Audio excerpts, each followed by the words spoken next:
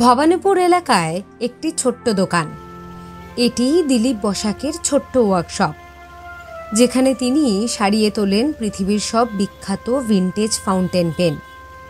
শুধু পুরনো সব পেনের জটিল অসুখই সারিয়ে তোলেন না, নিজের হাতে তৈরি করতে পারেন ফাউন্টেন পেন।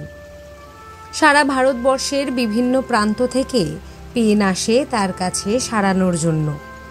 সত্যজিৎ রায়, জ্যোতি বসু, সিদ্ধার্থ শঙ্কর রায়ের মতো বিখ্যাত ব্যক্তিত্বদের কলম সারিয়েছেন তিনি। ভারতের সেরা কলম কারিগর দিলীপ বসাককে নিয়ে আজকের গল্পকথা কলকিয়াল কলকাতায়। ধরে রাখো 12-13 বছর বয়স থেকে আমি এখানে রয়েছি। ঠিক এই প্রফেশনটাকেই সারা জীবনের জন্য নিয়ে নেওয়া কেন? এই প্রফেশনটাকেই বেছে নিলেন কেন?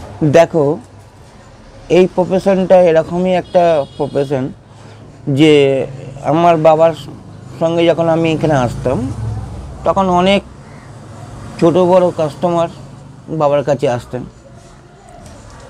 ওটা দেখে কিন্তু আমি মানে কি বলবো যে পেন নিয়ে বাবার কাছে এই ভদ্রলোকরা এত দৌড়ঝাঁপ করছে, আমারটা একটু করে দিন, হ্যান করুন ত্যান করুন, আমার খুব দরকার। তো এটা আমার খুব ভালো লাগতো।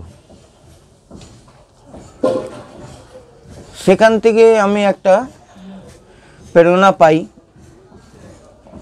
আস্তে আস্তে আমার এখানে একটা ইন্টারেস্ট চলে আসে।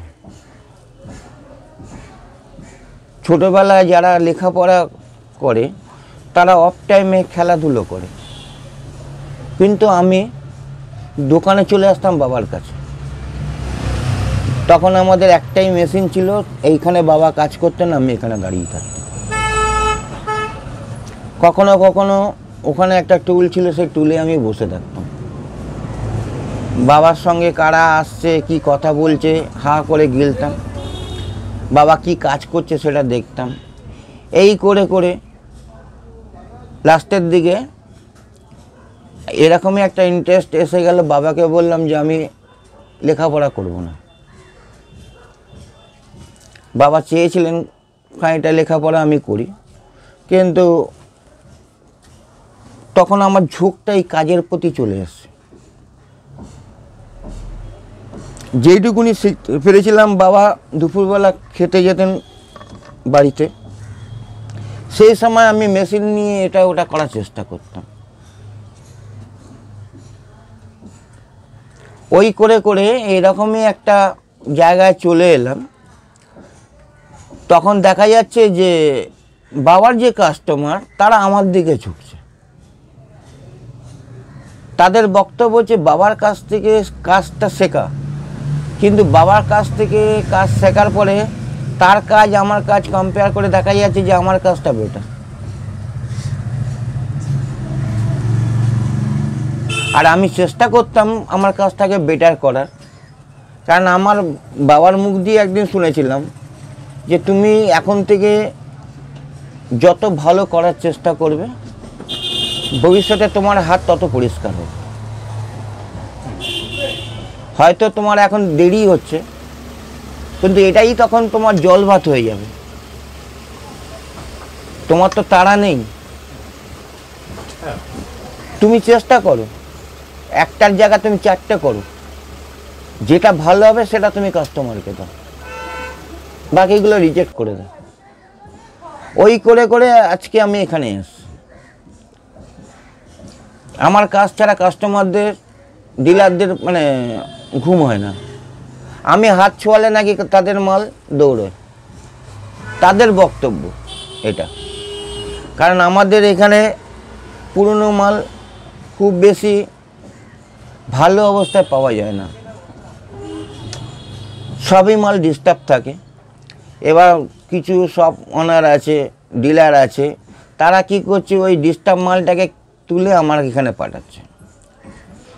এবার আমি যখন এটাকে কমপ্লিট করে তাদেরকে হ্যান্ড ওভার করছি, সেই মালটাই তখন ওরা কাস্টমারকে সেল করছে। কেউ অনলাইনে করছে, কেউ ডাইরেক্ট করছে, কিন্তু রিপেয়ারটা আমি করছি। আর মজার ব্যাপার হচ্ছে কোনো ডিলার, কোনো দোকানদার, শপ ওনার আমার অ্যাড্রেস কিন্তু কোনো কাস্টমারকে কেউ দেবে না। এটা আমার ছিল, মানে ছোটোবেলার থেকে আমি কোনো দিনই বাইরের কাস্টমারে কাজ করতাম না, মানে পাইনি। তখনকার দিনে যখন আমার একটুখানি বুদ্ধি হলো, তখন আমি একটা সেকেন্ড হ্যান্ড পিসি কিনে নিজে নিজে কম্পিউটার শিখেছি, নিজে নিজে নেট চালানো শিখেছি, নিজে নিজে পোস্টিং করা শিখেছি। তখন থেকে আমার কাস্টমার ডাইরেক্ট আসা শুরু হলো। এখন আমার ডাইরেক্ট কাস্টমারও যেরকম, দোকানদার ডিলারও সেরকম, তিনটে মানে ওয়েতেই আমার কাজ হচ্ছে। আর আগের মতো আমি আর অত কাজ করতে পারি না, 60+ হয়ে গেছে, কত খাটবো। আচ্ছা, একটা জিনিস মানে আপনার কথা শুনেই আমি বুঝতে পারছি, যেটা আপনার মধ্যে একটা নিজে থেকে শিখে একটা তৈরি করার একটা গুণ রয়েছে। তো সেটাকে আপনি মানে কোথা থেকে পেলেন? এটা দেখুন, এটা কোথা থেকে পেয়েছি আমি নিজেও জানি না। অনেকে বলে যে ভগবানের দান, এটা ঈশ্বর দত্ত প্রেরণা ছাড়া এটা পাওয়া সম্ভব না। আমি যা কিছু করেছি আমার কোনো গুরু বলে কেউ ছিলেন না, মানে আমার বাবাই হাতে করিয়ে দিয়েছেন। কিন্তু আমি এই দোকান ছেড়ে আমি কোনো জায়গায় কোনো রকম কাজ শিখিনি। যা কিছু করেছি আমি নিজে নিজের চেষ্টা করে করেছি। হয়তো তখনকার দিনে দেখা গেছে এক একটা কাজ এরকম থেকে গেছি 4 দিন 5 দিন 7 দিন চলে গেছে। এখনকার দিনে ওটা সামান্য কাজ আমার কাছে ওটা 10-15 মিনিটের কাজ। কিন্তু তখনকার দিনে আমি 5-7 দিন ওটার পেছনে মাথা ঘামিয়েছি। আর আমার একটা জেদ চেপে যেত যে কেন হবে না, যে তৈরি করেছে সেই যদি করতে পারে আর আমি তো রিপেয়ার করছি, আমি কেন পারবো না। স্বশিক্ষাই সুশিক্ষা। আর আমি কথায় কথায় আমার এখনো মনে আছে, আমার বাবাকে বলেছিলাম, তখনকার দিনে কিছু কিছু জায়গায় আমার বাবা আমাকে পাঠাতেন কাজ আনা নেওয়ার জন্য। সেটা আমার ভালো লাগতো না, যে দোকানে গিয়ে বা কাউকে বলবো যে আমাকে কাজ দাও। একদিন কথায় কথায় আমি বলেছিলাম, দেখো বাবা, আমি চেষ্টা করবো এরকম কাজ শেখার, লোক আমার দোকানে আমার বাড়িতে এসে হত্যা দিয়ে থাকবে, আমি কোনো জায়গায় যাব না। আমি সেটা ধরে রেখেছি। আমি চট করে কোনো দোকানদারের কাছে বা কোনো বাড়িতে আমি যাই না। অনেক ছোট বড় লোক আমাকে বাড়িতে নিয়ে যেতে চায়, তার কালেকশান দেখাবে, হয়তো কিছু সার্ভিস করাবে, দোকানে নিয়ে আসুন আমি করে দেবো। কিন্তু আমি আপনার বাড়িতে গিয়ে কোনো রকম কাজ আমি করতে পারবো না, কারণ আমার সেই টাইমটা নেই। এই প্রফেশনটাতে এই মোটামুটি ভারতবর্ষেই প্রায় আর কেউ নেই এখন, আমার মানে সমকক্ষ কেউ নেই আর। তো এই বিষয়টাকে আপনি কিভাবে দেখেন? কীভাবে দেখবো সেটা আমি বলে আপনাকে বোঝাতে পারবো না। এটা কোনো এককালে হয়তো আমার থেকে কম জানে কি আমার থেকে বেশি জানে, সেটা বড় কথা না, কারণ তাদের বয়স হয়ে যেতে এটা ছেড়ে দিয়েছে, মানে তারা চলে গেছে, তারা আর করতে পারে না, কিছু মারা গেছে। সাউথে কয়েকজন ছিল এই লাইনে কাজ করতো, এখনও 2-1জন আছে। তো সাউথ থেকেও আমার কাস্টমার আসে এখানে ডাইরেক্ট কলকাতায়, এখানে থেকে কাজ করিয়ে নিয়ে যায়। তো ওরা বলে যে বয়স হয়ে গেছে, তাদের কাজ আর চলে না। আমি যখন একটা পেনের ওপরে ইনভেস্ট করব, আমাকে তো ওটা সেল করে তুলতে হবে। তুমি যে কাজটা করে দিচ্ছ সেই কাজটা কমপ্লিট হচ্ছে, আমার কাস্টমারকে দেখালে কাস্টমার নিয়ে নিচ্ছে, চয়েস হয়ে যাচ্ছে। কিন্তু তাদের হাতে সেই কাজটা করাবার পরে সেই মানে ফিনিশটা আসছে না, চয়েসটা হচ্ছে না, তাতে আমি সেল করতে পারছি না। না তো চিন্তা করুন, কোথায় মানে ম্যাড্রাস, কোথায় তামিলনাড়ু, সেখান থেকে এখানে এসে গেস্ট হাউসে থেকে বাই ফ্লাইটে আসা যাওয়া করছে আমার এখান থেকে কাজ করাবার জন্য। তারা প্রত্যেকে মাসে একবার আসে, আগের থেকে তাদের অ্যাপয়েন্টমেন্ট করা থাকে। 2 দিন 3 দিন এখানের থেকে কাজ করিয়ে নিয়ে চলে যাবে।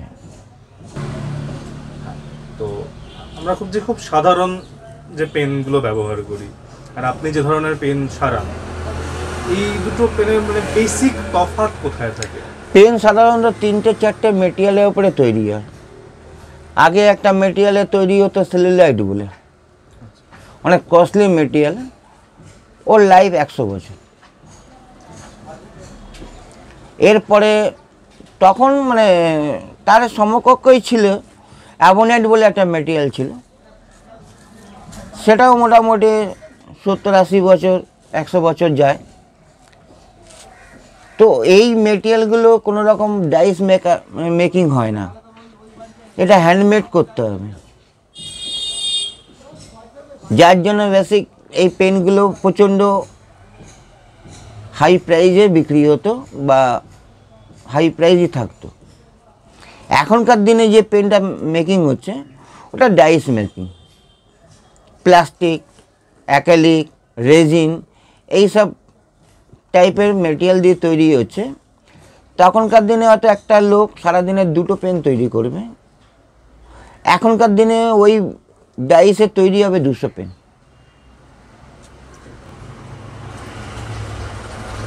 ডিফারেন্স হয়ে যাচ্ছে এইখানে, কারণ এখন সব অটোমেটিক মেশিন বেরিয়ে গেছে। আপনি পাউডার দেবেন, প্লাস্টিক পাউডার, ও 2 মিনিট 1-1.5 মিনিট 2 মিনিটের মধ্যে আপনার কমপ্লিট হয়তো 10টা করে মাল বেরোচ্ছে, কিন্তু তখনকার দিনে সেটা ছিল না।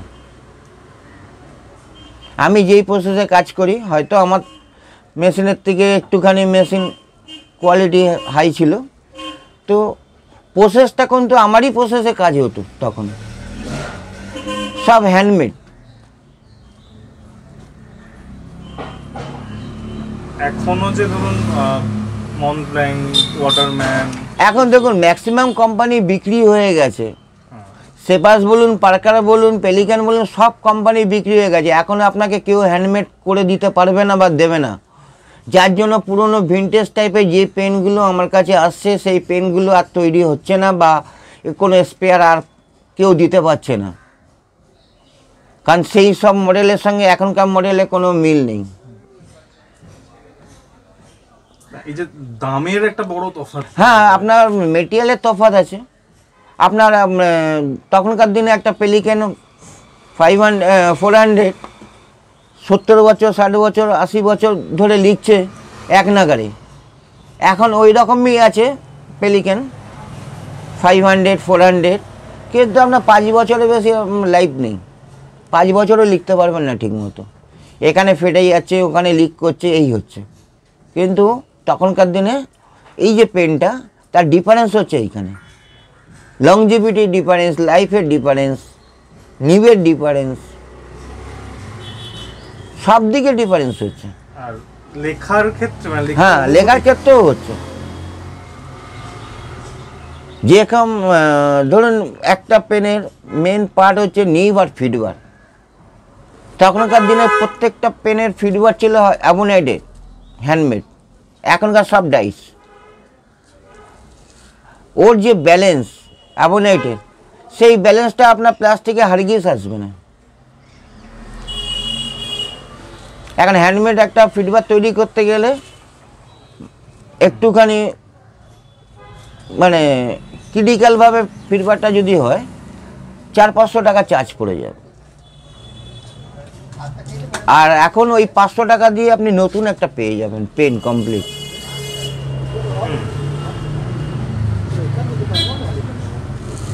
আর যখনকার কথা বলছি, একটুখানি হাই প্রাইজের মালগুলো তখন সব গোল্ডে এসেছিল।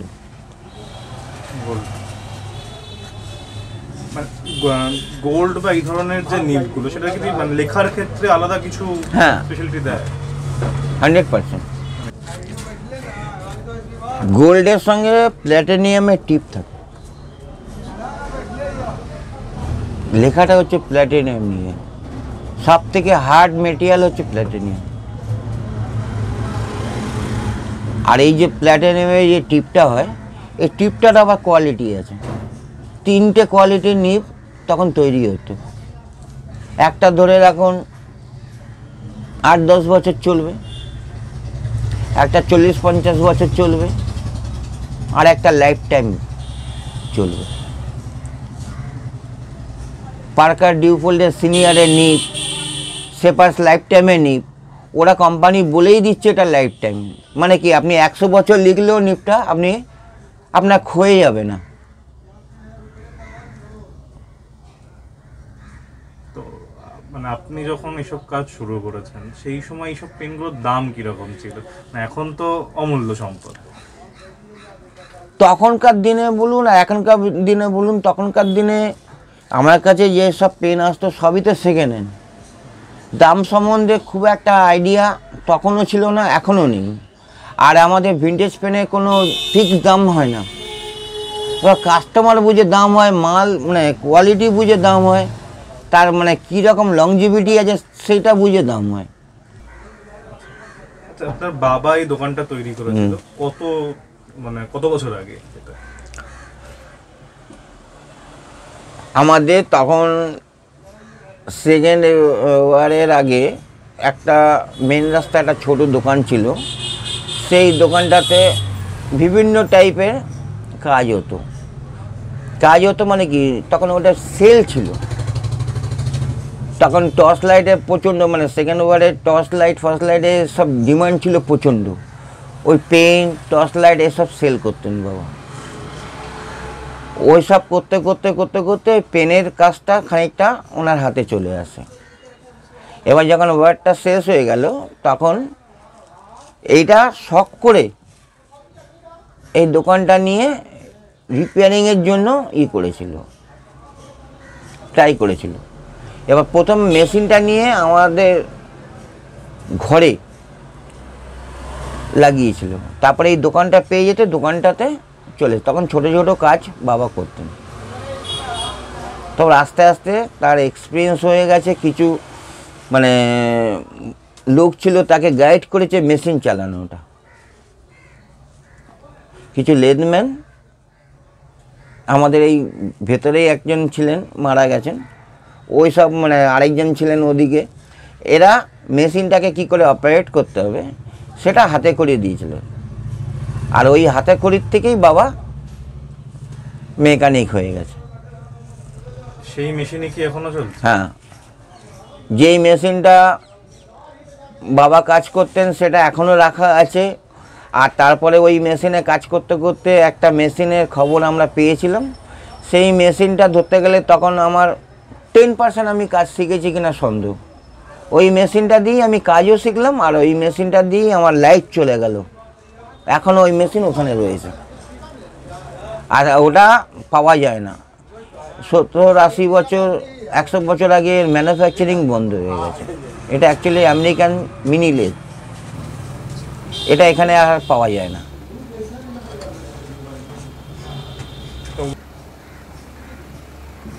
এরও বয়স হয়ে গেছে। আমার হাতেই এটা ধরে রাখুন 40-45 বছর হয়ে গেছে, তাও আমরা সেকেন্ড হ্যান্ড নিয়েছিলাম, কারণ পাওয়া যায় না বলে।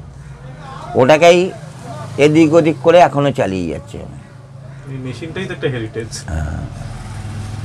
দেখলাম যে কিছু বিখ্যাত মানুষেরা আপনার থেকে পেন সারিয়েছেন, তো এরকম কিছু অভিজ্ঞতার কথা যদি বলেন।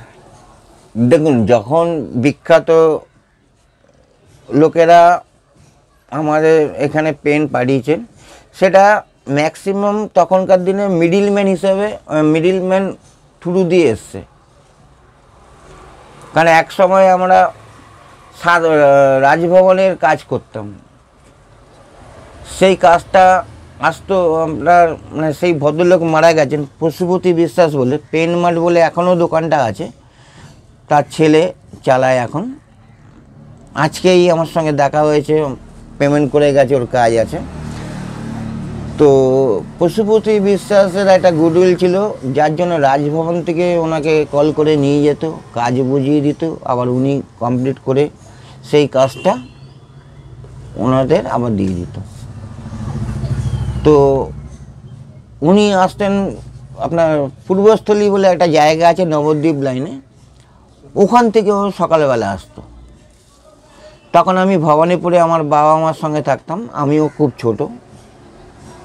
ম্যাক্সিমাম 15-16 বছর 17 বছর বয়স। পূর্বস্থলীর থেকে এসে সে মোড়ের মাথায় একটা দোকান ছিল নাম করা, এখনও আছে, তেলে ভাজার দোকান। ওখান থেকে মুড়ি তেলে ভাজা নিয়ে খেতে খেতে আমার ওখানে ঢুকতো। ঢুকে আমি ঘুমোতাম, উনি আমাকে বলতেন খোকা খোকা ওঠ, আমার এই কাজগুলো একটু করে দেবো। কারণ 9টা 9:30টার মধ্যে ওনাকে আবার দোকান খুলতে হবে। এবার যাই হোক, ওনার এই কাজগুলো হয়তো 2 ঘন্টা 3 ঘন্টার মধ্যে আমি কমপ্লিট করে দিলাম, উনি নিয়ে বেরিয়ে গেল। তারপরে যে সুর বলে একটা দোকান আছে ডালহাউসিতে। এবার ওই দোকানে অনেক বড় বড় কাস্টমার আসতো, দোকানটা অনেক বড় ছিল। তারপরে কলেজ স্ট্রিটে একটা দোকান ছিল ধর বাদাস।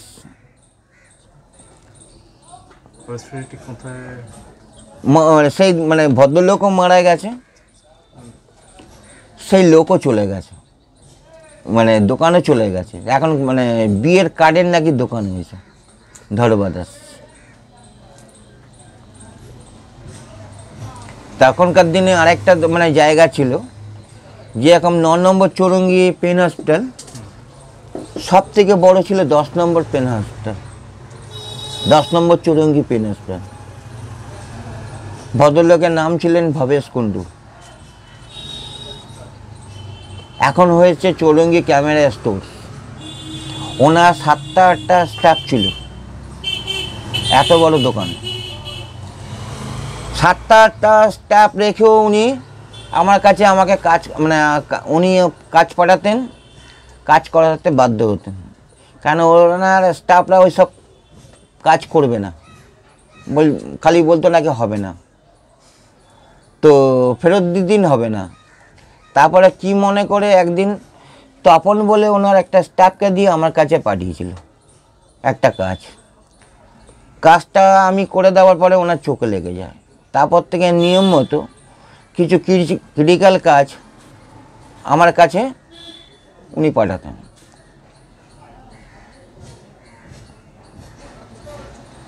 এই সব জায়গাগুলোর থেকে বড় বড় লোকের কাজ আমার কাছে আসতো। এইগুলো সব বাবার হাতে ওই মিডিল ম্যান হিসাবে এসছে। সিদ্ধার্থ শঙ্কর রায়ের, সত্যজিৎ রায়ের এইসব পেনগুলো কিন্তু ডাইরেক্ট আমার কাছে কাস্টমার আসেনি, পেনে নাম লেখা রয়েছে। এবার যে নিয়ে আসছে সে বলছে যেটা অমুক লোকের মাল আছে, একটু সাবধানে করিস যেন উল্টো পাল্টা কিছু না হয়।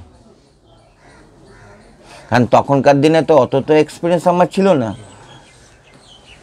হয়তো কাজ করতে করতে 2-1টা পেন একটু 19-20 হতেই পারে বা হতো। তার জন্য সে বলতো যে ধীরে সুস্থে ভালো মতো করিস, অমুক লোকের মাল আছে, যাতে কোনো গন্ডগোল না হয়। তাহলে কথা শুনতে হবে তাকে।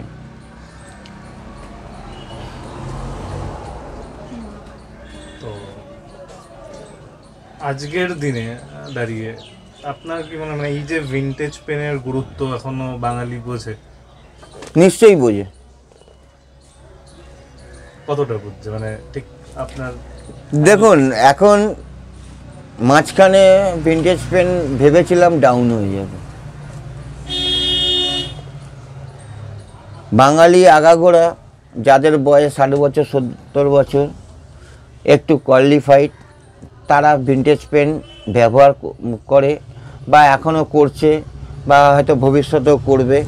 আর তারা এসব পেনে মর্ম বুঝেছে, কারণ তারা পয়সা দিয়ে তখনকার দিনে কিনেছে। কেউ হয়তো স্টুডেন্ট ছিলেন, কেউ হয়তো জব করতেন, তারা তখন এসব পেনগুলো মানে অ্যাড দেখেছে, কিনেছে, ইউজ করেছে। মাঝখানে হয়েছিল এটা কি,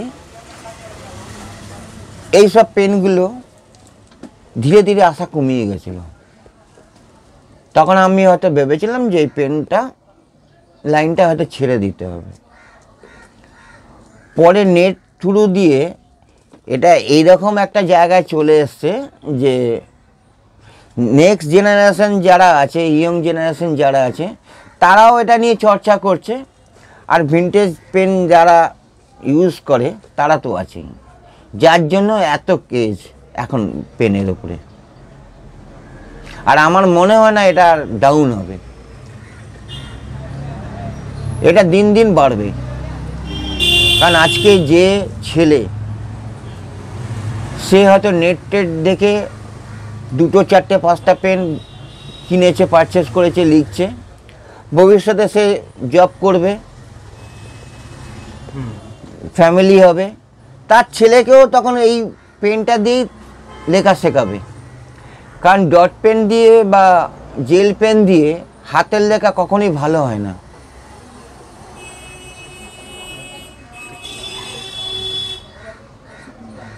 আচ্ছা, ভিনটেজ পেন বলতে কি শুধুমাত্র আমরা ওই কি বলে ফাউন্টেন পেনকেই বুঝবো? কিছু পুরনো যে একদম ডট পেন যেগুলো একদম প্রথম, তখনকার দিনে ডট পেন জন্মায়নি, একদম প্রথম দিকের যে ডট পেন গুলো তৈরি হচ্ছে তখনকার দিনে পেন পেন্সিল ছিল। আচ্ছা, আর মানে মেকানিক্যাল পেন্সিল, ওই পেন্সিল ছিল, ডট পেন তখন মানে আসেনি মার্কেটে। একদম ডট পেনের একদম প্রথম দিক, যেটা একদম শুরুর দিকে, সেটা আপনাদের ইন্ডিয়ান কোম্পানি উইলসন বলে একটা কোম্পানি ছিল, ওরা কিছু পার্কারে মাল কপি করে বিক্রি করতো।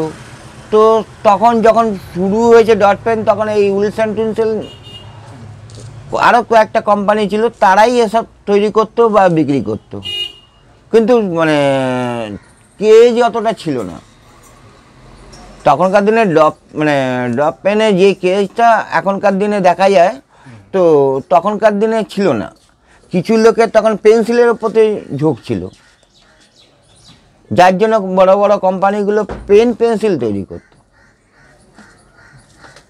অনেকে বলেছিল যে আপনার পিসি, তারপরে কম্পিউটার, আপনার মোবাইল, এইসবে ভিনটেজ পেনের কদর কমে যাবে, আদৌ তা না।